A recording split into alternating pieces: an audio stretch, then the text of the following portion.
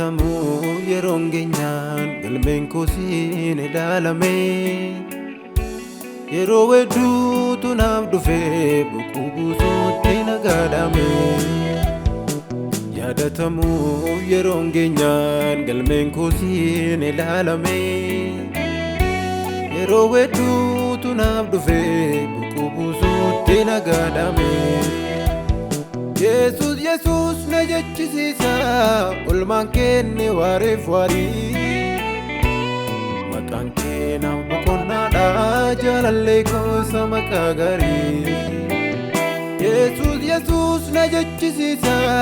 olmaan kenne wareef warii maqaan kee naaf boqonnaadha jaalallee koosa maqaa gaarii eenyu inni akka kootti jaallatame harka keetiin namni hojiinsaa hojjetame eenyu inni akka kootti kan carroome tuffatamaan iddoo kufee barbaadame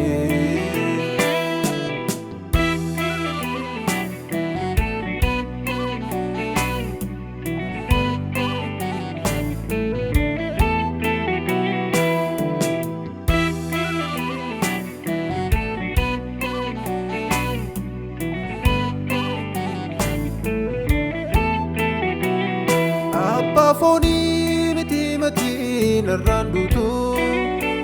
atium nan fittu bitintire mogoleen koo yoof dadhabe harka namaatti nan kuffiftu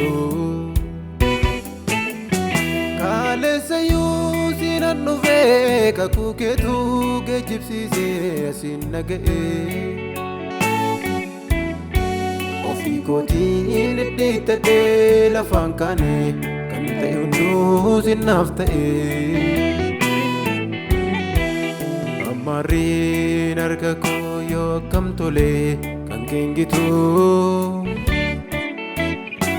Situ argee isan qarmiif nama dhiibuutti mogoleen koo si gigaatu Ammaarriin harka koo yoo akkam tole kan keengitu Situ argee isan qarmiif nama dhiibuutti mogoleen koo si gigaatu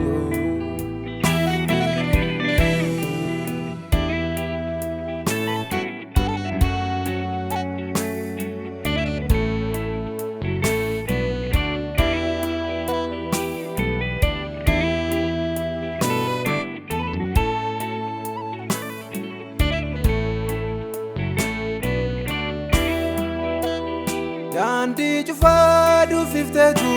anaaf dhufteem na barbaacha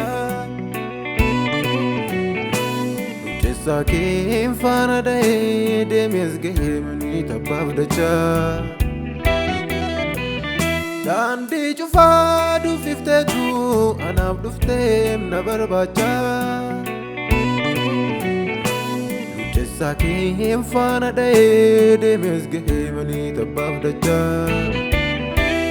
Nawamnaan hunduu baree moggaasa koo Lola keetiin naaf qajeeleem Yesuus fuuldurri koo Nawamnaan hunduu baree moggaasa koo Lola keetiin naaf qajeeleem Yesuus fuuldurri koo Yesus Yesus na jechisiisa olmaan kenne wareef warii Maqaan kee naaf boqonnaadha jaalallee koosa maqaa gaarii Yesus Yesus na jechisiisa olmaan kenne wareef warii Maqaan kee naaf boqonnaadha jaalallee koosa maqaa gaarii